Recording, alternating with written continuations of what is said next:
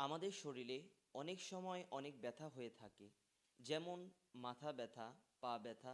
যে কোনো ব্যথা যদি আমার শরীরে থাকে, হাদিসে এসেছে রসুল আকরম সাল্লাহ আলিহি ওয়াসাল্লাম তিনি একটি দোয়ার মাধ্যমে আল্লাহ পাক রব্বুল আলমিনের কাছে আশ্রয় প্রার্থনা করতেন। সেই দোয়াটি হচ্ছে আউযু বিইজ্জাতিল্লাহি ওয়া কুদরতিহি মিন শাররি মা আজিদু ওয়া উহাদির। এই দোয়াটি যেই জায়গায় ব্যথা সেই জায়গায় হাত রেখে এই দোয়াটি আমি পাঠ করব। শুরুতে বিসমিল্লাহ 3 বার বলবো। আল্লাহ পাক রব্বুল আলমিনের কাছে পূর্ণ আস্থা রেখে এই দোয়াটি পাঠ করব।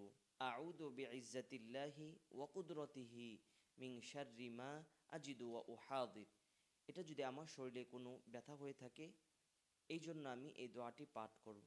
সাহাবা ইকরাম রাদিয়াল্লাহু তাআলা আনহুম আজমাইন তারা এই দোয়াটি পাঠ করেছেন এবং উপকৃত হয়েছে।